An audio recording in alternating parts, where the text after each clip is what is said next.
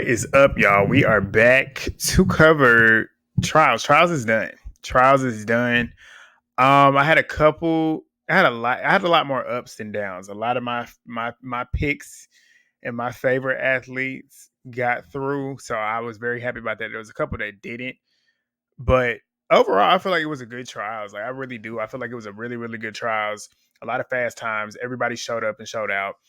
It's been the talk of social media on track Twitter, like so far this season, the outdoor season, people ain't been running super fast. And a lot of people's like, dang, we want fast times. We want fast times. And it's like, all the athletes was like, we gonna run them fast times. We just trying to peak at the right time, which would be here at trials and at the Olympics.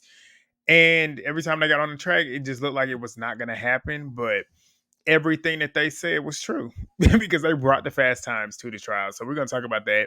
We're gonna pick up where we left off, which was on Monday. Monday, we're going to start with the men's 400 final. Going into this, Michael Norman, Vernon Norwood, Quincy Hall, those were the favorites. And then we had the wild card, which was the people's favorite, Quincy Wilson, the 16-year-old. I was rooting for him. I was pulling for him. This final was good. Now that I'm sitting here thinking about it and remembering it again, this was a very strong final. Quincy was in. He had a tough feat. He was in. I think he was in lane 2, maybe. So we all know running in lane 2, a 400, even in a 200, low key, running the 4 as a little kid in lane 2, you gotta work and you gotta work hard. But I think coming into that second turn, I want to say Michael Norman was in the lead, which I'm looking at the splits now. Yeah, he was. He was in first place coming to 300 meters. So, yeah, he was in first place, but Quincy Hall made his move. He made his move on the final stretch, and he got in front of him. Quincy Hall won, set a new personal best, 44:17. Michael Norman was right behind him, scoring, putting a time of 44:41. And Chris Bailey was right behind him with a PB, 44:42. Just to nick Vernon Norwood off of the team. I wanted Vernon on the team. Quincy Wilson got 6, 44:94. He beat out Matthew Bolin, Justin Robinson, Caleb McCray. He beat out some pros. Like he beat out some pros. He beat out some collegiate athletes. He hung in there. And we know now because he just announced that last night that he has been selected for the relay pool, which I'm so excited about that. He's officially an Olympian at 16 years old. That's a story for him. I feel like this team is pretty good. I feel like Michael Norman is obviously a pick to make the final at Worlds. I'm talking about Worlds. At the Olympics. At the Olympics. Michael Norman, I know he's going to want to get in that final because of the way that he performed at the last Olympics. He did not do well at all. And in the final, he did not do well. He didn't do what he wanted to. And I feel like even in this race, too, he said that he didn't do what he wanted to in this race. Like, he kind of took it out. And when it came to coming home, he kind of lost it. So I look for Michael to come in top form. He always kind of beats himself up after the races that he does not feel like he did the best. And he's a perfectionist, you can tell. So he's going to go back to the drawing board. We'll see how he looks. Quincy Hall looked good. Quincy Hall he was in there running with 2 sets of grills in his mouth. I was cracking up laughing. Quincy went out there, and people talk about his form and stuff. He's not the technical runner, but what he does gets it done. So as long as he crosses that line where he needs to be, you can't be mad at that. But cool. Quincy Wilson, like I said, that little boy, he came. What was he in? I was going to think about it, but I'm sitting here looking at the splits. Coming into 300, he was in 8th place out of 9. That boy booked it. Like, he booked it the last, probably 80 meters. He was booking it. Got all the way up to 6, so he had nothing to be disappointed in. We're going to move to the 800 now. This was wild. So coming into this race, we had some big hitting names. We had Athing Mo. We had Raven Rogers. We had Kate Grace, Michaela Rose, LSU, current NCAA champion, Sage Herter-Klecker, Allie Wilson, Nia Akins, the current, at the time, she was the reigning U.S. champion, and then Juliet Whitaker. So we all knew coming into this, we're like, okay, Athing Mo. Like, anything normal happening through the race, you're not beating her. That's just what, unless you are Keely Hodgkinson or Mary Moore, like you're not really thinking anybody on the U.S. soil would beat her. So coming in this, we're like, okay. But when they start, I want to say it was the first, maybe, shoot, I don't even know. It might have been the first 120, maybe. I want to say that's when it happened. They started bunching in, and a thing mode typically is at the top of the pack. And it's smart for her to be at the top of the pack because she's so long and limber. She was not at the top. She was in the top, but she wasn't like the lead. She wasn't the one setting the pace. She was kind of bunched in at the top. And when she kind of tried to cut in, she looked up at the scoreboard. And when she was trying to cut in, she ended up nicking, I think it was Raven Rogers behind her, and hits the ground. You hear that whole crowd go, oh. I was like, oh no. And then you hear like Otto and Sonya. Sonya was talking at the minute, and everybody was just like, what just happened? She fell and like fell hard. And the girls kept running as they would. I mean, shit.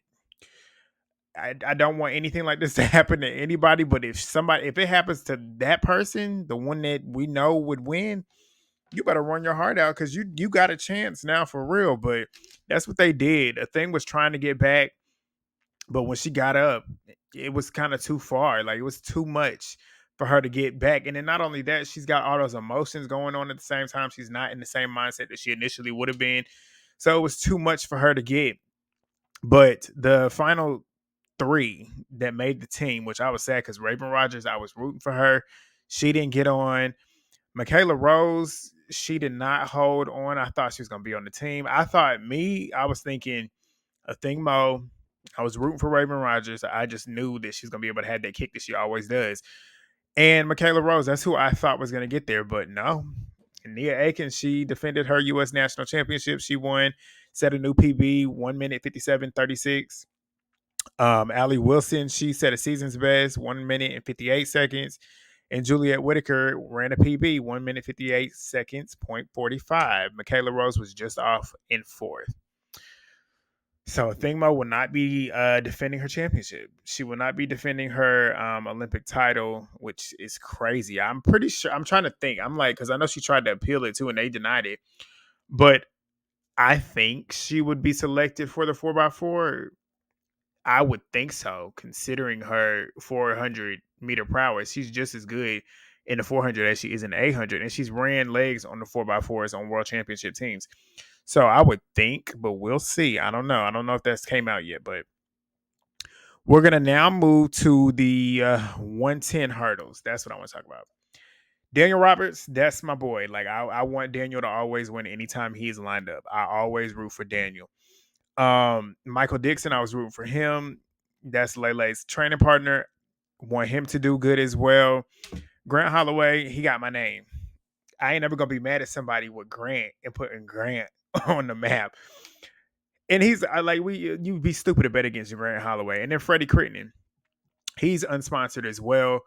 And it's important to root for those people that are unsponsored. And he's one of the toughest ones. And I want to talk about the semifinals strictly because the first heat was Grant's heat. It was Grant and Cordell with Dylan Beard, the guy who's working at Walmart to make it happen. They were in the same heat. I thought for sure Dylan Beard was going to get up in there in the top two, but he ended up finishing fifth. I think he hit a hurdle. I want to say he hit like maybe 6 or 7. But Cordell Tinch, he got on, and Grant Holloway got on. Grant was running sub-13s the entire trials. He ran 12.96 in his semifinal with 0.3 win, like damn near barely any type of win pushing that. Freddie won his heat. Freddie was booking it, man. Freddie, in this semifinal, that's when I knew Freddie was making the team. This is when I knew he was making the team because of the way he ran. Like, he got out, he was super clean. Like, the last 10 meters, he didn't even run through the line. Homeboy was just literally skipping through the line. And I was like, that's crazy. But he ran 13:05 with negative into negative 0.2. Jaqueline Scott and then Trey Cunningham. Trey Cunningham had to get on due to time. And this is when I knew Trey Cunningham was not going to be a factor in that final, which was crazy. But the third heat, Daniel Roberts and Michael Dixon. Michael Dixon ran a PB. Michael Dixon ran a PB. That is Mo Wells, Jordan Bush. That camp. When I tell you that camp with Lay, Michael, Jordan, Mo, Marlon, Jasmine Hyder, that is a tough camp. And we're going to talk about it in a minute, but that's a tough camp. They put in the work. They produced the results. Michael Dixon killed that. He killed that. Like, he literally almost ran Daniel on the line, and Daniel ran 13:11. Big dog. Big dog Daniel Roberts. We'll talk about their final now. Let's talk about that now because we're talking about the hurdles. The final. Whew, this was scorching. This was a scorcher. You had to run under 13 seconds to make the team.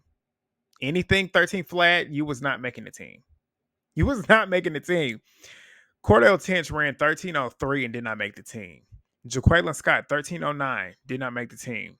Like, that's crazy. But Grant Holloway hit a hurdle. I think he hit 2 hurdles, actually. Ran 12:86. That's his second fastest time ever. And he was not clean. Not clean. Did not get the start either that he normally does. Because they was with him coming in the hurdle. I wouldn't say they was with him, but they wasn't as far away from him as they normally would be coming in the hurdle 3. Freddie was getting it. Freddie was closing. That's when Freddie really did his business because Freddie finished second, set a PB 12:93. He went under 13. My boy Daniel's been trying to get under 13 seconds for I feel like what feels like a decade, but he got under 13 too. 12:96 new PB. Like, that was so exciting to watch. The fastest Olympic trials race. I think this is the fastest top 3. Yeah, they said this is the fastest top 3 in history. Like, there's never been a time where 3 athletes have gone under 13 seconds in the 110 hurdles. And it was a legal time, 2.0, but it's legal. It's legal. So our team going to the Olympics are the same 3 that went to World Championships last year. Freddie was the only one that missed out on the podium. He was 4th, but we got a strong team. It looks like we could possibly get a sweep. If you want to keep it real, we could possibly get a sweep because the Jamaican trials just happened, and I believe Broadbell won, and he ran, I think, 13:10. If these boys put up what they put up when it comes time, and Hansel Parchment was 3rd, who's the Olympic champion, if these boys put this up when it comes time on that final, we gonna get a sweep for the men. But rooting for Daniel Roberts, as always. Told y'all. Freddie Crittenden, I'm rooting for him. I'm rooting for Grant Holloway too, so I'm rooting for a sweep. Let's hope for a sweep. We're now gonna move to, let's go back to Thursday. I think did we have a final on Thursday? No, we're gonna talk about these 200s. We're gonna talk about these 200s. That's what we're gonna talk about. The women's 200, we're going to talk about the finals. Let's talk about the finals. And then we'll just talk about it all together. The final for the women. The women's final we had, this was a stacked final. Tamari Davis was in the final, but she did not run. So she was a DNS. In the final, we had, I want to read them, but I don't want to read them in order, but I'm going to read them in order. We had Gabby Thomas, the reigning U.S. champion coming into this. Second fastest, I think she was the second fastest in the world at the time. Nope, that was Sydney at the time. But Gabby is the silver medalist, the reigning silver medalist, World Championships. Brittany got a silver medal at the World Championships in 2019. McKenzie Long, Triple Crown winner at the NCAAs. Like, she is on a roll, doing this for her mom. Sha'Carri Richardson, I don't even need to say what I need to say about her. Everything, that name itself speaks for itself. Her presence is known. Tamara Clark, always there. She's always there. You can't sleep on her. Abby Steiner, when she's healthy, can't sleep on her. Jenna Prandini, when it comes to running the turn, don't nobody want to fuck with her. And Jada Mays, she is the Oregon Duck. Like, she is in her home. This is the facility that she runs in. That's the facility she trains in. Tough final. But the final 3 that are going to be going to the Olympics in Paris are Gabby, Brittany, and McKenzie. Sha'Carri was in 4th. The other 3, they ran down. Like, that was a pretty good race. It was a pretty good race. All 3 were under 22, so you had to be under 22 to make the team. McKenzie ran 21:91. For third, Brittany Brown was out in 9, booking it. Booking it. 2190. She ran a new PB. And Gabby won with 2181. So I feel like in terms of a team going to Paris for this 200, considering the way Sharika has been looking, is looking pretty good for the US. Sharika is Sharika, though. You can't ever count her out. Can't count out Dina Asher Smith. You can't count out Daryl Nita. Those girls are coming. So it's gonna be interesting. It's gonna be interesting. Sha'Carri did not make the team, but she took it like a G. Like she took it like a G with grace. She was giving all the girls their props. Sha'Carri's gonna be there though. She already qualified in the 100. She'll be there for the 4x1. So Sha'Carri is good. But I'm happy for McKenzie. I'm super happy for her. She finally got on that team. I felt like she could have made that 100 team, so it was exciting to see her actually make the team there. And she's doing it for her mom. Her mom is smiling down on her. I know that her dad was there, so that was good. The men's 200, though, we had some good times here. I'm going to talk about the top 6. Top 6 was the most important, if you want to keep it real. Courtney Lindsay, Kyrie King, Christian Coleman, Erriyon Knighton, Kenny Bednarek, and Noah Lyles. Coming into this, I wanted Kyrie King to do well. I wanted Courtney Lindsay on the team. I wanted Christian Coleman on the team. I did, because like him getting 4th in that 100 just broke my heart. But I wanted him to do it because he was running well too in the 2. And then I wanted Kenny on the team. Yes, I did not want Noah Lyles on the team. I'm not a fan of Noah Lyles, but I will give him his respect. He is a good athlete. I will give him that. I'm not a fan. I am not a fan. And I'm just going to say that because everything else I got in my mind is not nice. But you had to run under 19.7 to make the team. The top 5 were under 20. That's crazy. That's crazy. But Kenny, I want to talk about Kenny. Kenny was winning and leading this coming into 150. 150. And then Noah kind of pushed out. But Kenny was still with Noah coming home. And he still, to me, it looked like Kenny still had more in his tank. I feel like Kenny was not really pressing on the gas. And I feel like the way he looked coming home in that, I feel like Paris is going to be something. It's going to be a movie. It's going to be a movie because I feel like the world and Noah thinks that it's locked up. But with Kenny running away, Kenny been running, you can't count out Tebogo. You damn sure can't count out Andre DeGrasse. That is the Olympic champion. But not only that, granted what you want to say about Andre during the season, when it comes to championships, he always shows up. He always shows up and is always in fine form. So I'm looking for that matchup. It's going to be between him, let's see later, Tebogo, Kenny Bednarek, Noah Lyles, Erriyon Knighton could do something. It's gonna be tough. That's gonna be exciting. But shout out to Kyrie King. He ran a personal best 1990. He been trying to go under 20 for the longest time, and he finally did that. Shout out to Christian Coleman. He killed that. Like he was looking like he was possibly gonna make the team coming into 150. I feel like coming into 150, he was in second at the first 100, but he dropped to 4th at the 150 mark. So, but shout out to him. We know he's probably going to be in Paris. Like you can't have a 4x1 without him on the team. Like, come on, he got to run that first leg. But I think that's who's going to be there. Yeah, I think that's all I want to talk about that. Now, we're going to talk about, I'm going to save the 400 hurdles for last. We're going to talk about these 100 hurdles. This is the marquee event. Like these girls was running down. This was the Olympics. If you want to ask me, this was the Olympics. This is the hardest team to make. Like the hardest American team to make is the 100-meter hurdles. There is so much depth in this event. I'm going to name the names that is super deep. You got Nia Ali. You got Tia Jones, when healthy. You got Aaliyah Armstrong. You got Christina Clemens. You got Grace Stark. You got Kenny Harrison. You got Tania Marshall. You got Alaysha Johnson. You got Masai Russell.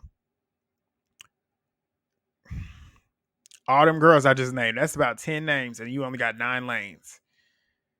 And each one of them women that I just named can make any team. They can make any team. But coming into the first 2 rounds, the top 3 was looking like Lele, Masai, and Tania. coming into, because Tania ran 12:41 in her first round, but in her second round she ran 12:36. Lay and Masai was running consistent 12:3s. In the first round, Masai ran 12:35, Lay ran 12:37. In the second round, they both ran 12:36 with Tania Marshall. Lay and Tania were in the same heat in the semifinal, ran down on the line literally together. Looked over, laughing at each other, smiling like we just did that. 12:36, matched it, same thing. And then in the semifinals, Nia, Kenny, and Christina ran down on the line. They was a little bit slower than them, but still they was right there. 12-5, I think, won that. And then in the semifinals, Masai and Grace was literally at each other's neck coming in the hurdle A, and then Masai ended up turning the Jets on and ran 12:36. Masai said a PB not every single round. She said it in the first round, and then we're gonna talk about the finals. But she said it in the first round, and then Tania set 2 new PBs in the first round and the second round.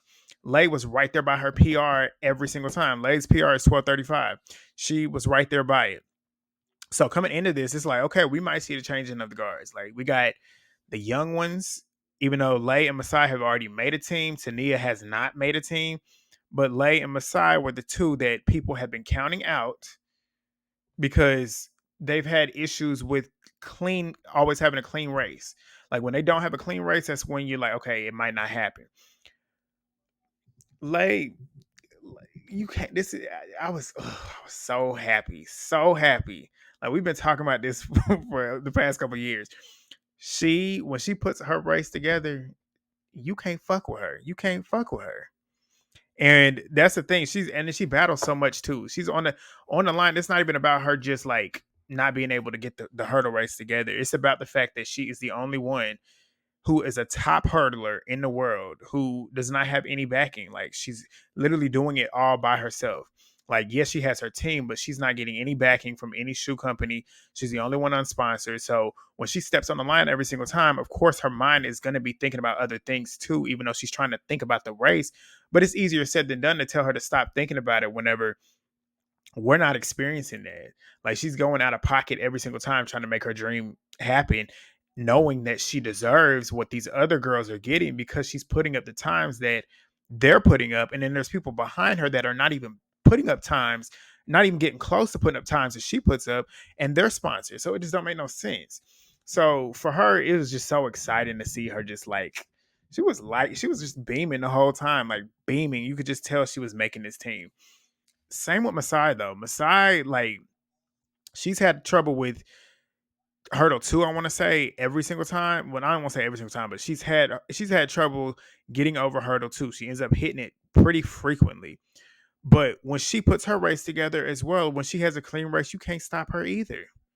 They both have closing speed that is insane. And with me saying that, I want to move to the finals. The finals, they was rolling.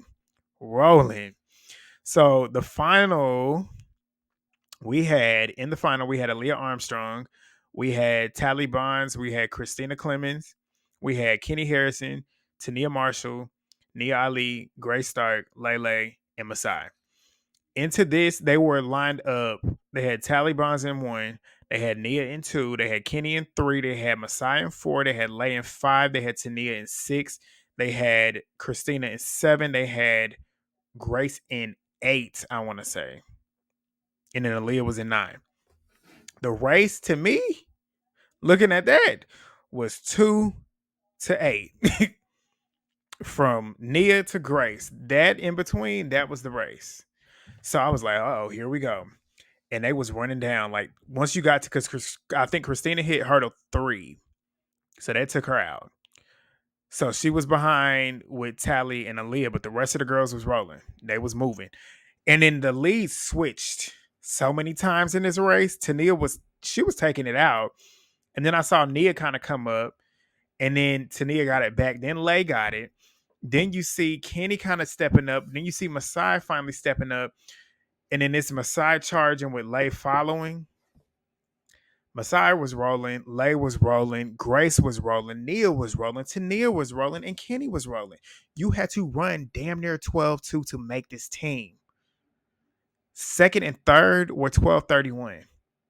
Masai ran and broke the meet record, set a new world lead, because literally back in Jamaica, Akira Nugent, she literally broke the world lead running 12:28 down there in Jamaica at their trials. So then Masai turned around and did the same thing and ran 12:25. That's a world lead meet record PB.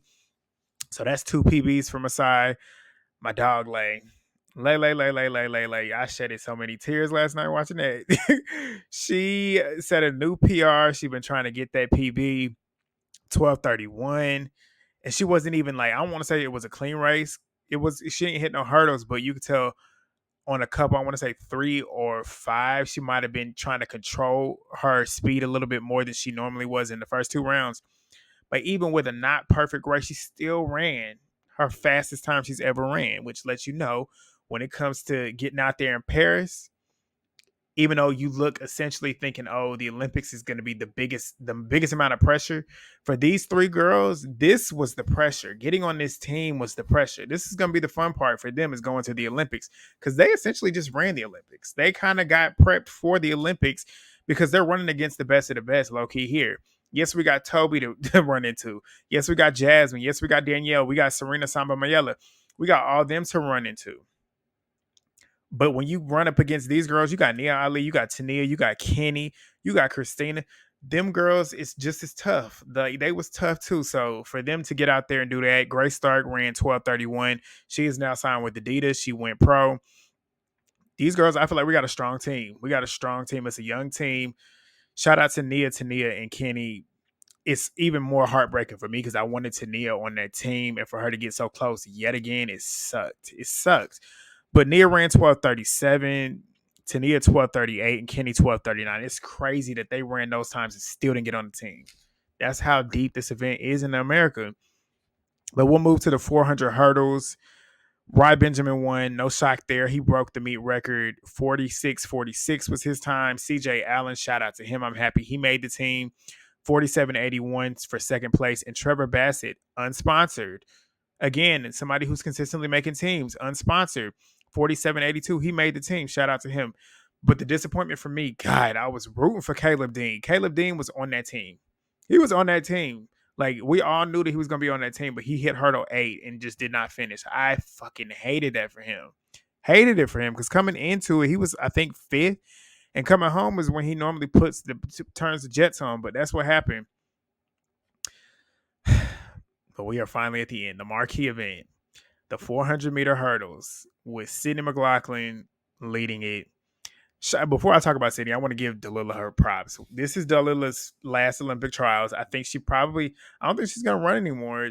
She might, but I don't think she's going to run anymore the rest of the season. She might. I don't know. But this is her last trials. We will not see her run at another Olympics. She finished 6th, 54.27. It was a good run from her. Shout out to her. Sydney has broke 5 world records, but before Sydney, there was Dalilah. And Dalilah, in my opinion, is large part due to why Sydney is as good as she is today. Because back in 2018, 2019, it was them two, literally neck and neck. And Sydney kept trying to get Dalilah. And Dalilah kept pushing and making it harder for Sydney to get to her. They swapped going back and forth before going into 2019 trials. I think it was trials when she beat and broke the world record the first time. But Dalilah, she broke 2 world records as well, which is so hard. So hard. And she's tough. Like, she's always been there. She's always made a team. She's always been on the podium. Like, that's the GOAT. Shout out to Dalilah. You've had an amazing career. Rachel Glenn, she got 5th. I was expecting her to get up a little bit, but shout out to her. She set a PB. You cannot be mad at that. You want to make the team, but if you can set a personal best while not making the team, it makes it a little bit better, I think. But 53.46, Shamir. This one broke my heart. I wanted Shamir on this team so bad. I love Shamir. I love her. Her personality is everything. But she ran a season's best, 52.98. I feel like if she did not run all them open fours, because she ran every round, got in the final 2, I feel like she didn't run those. She might have had more in her legs to kick to get on this team, which I hate. I hate it for her. But Jasmine Jones, shout out to her. USC, she's now with Adidas. She ran a personal best to get on this team, 52.77. Anna Cockrell was rolling, rolling. She set a PB every round, I want to say. But she ran 52.64, a new personal best. Anna, and she gave Delilah her props. She gave her flowers. I love that. She's looking good. Anna is trying to avenge her last trial or her last Olympics. She was in the final, but she got DQ'd. So I can see Anna getting up there making a case to get on that podium. Because I feel like with Delilah out of the race, with Shamir out of the race, you got Rochelle Clayton to deal with down there in Jamaica. But other than that, I feel like 1 and 2 is locked up. Sydney obviously is going to win. She broke her world record again, 50.65. Broke it again. And she didn't even look like she was really pushing that hard. Which lets me know that she might take this thing under 50 seconds in the Olympics. GOAT. 5 times breaking a world record. That's insane. But Sydney, that's the favorite. That's the gold medal favorite. I don't see Femke Bol beating her, but Femke, I see her getting second. So it's gonna be interesting to watch. This is gonna be good. This is gonna be good. I think that's all I wanted to talk about with trials. I think that is for sure. Oh yeah, shout out to Brandon Miller making the team in the 800, which I think is crazy too, because you know him and the thing Mo, they were dating at one point, and then they broke up, and he left the camp, and he made the team. And poor thing did not get to make the team this year, which I think is crazy. But yeah, that's it. If y'all get on the video, please thumbs up the video. Please drop your comments down below. What are y'all's predictions for the Olympics? Who do y'all think is going to make some noise in each event? Let me know what you think down below. I will be here doing coverage. I was going to say every day. Yeah, I'm going to do coverage every day. I'm lying. I'm going to do coverage every single day. So see me in a month about this. But yeah, thanks. Peace.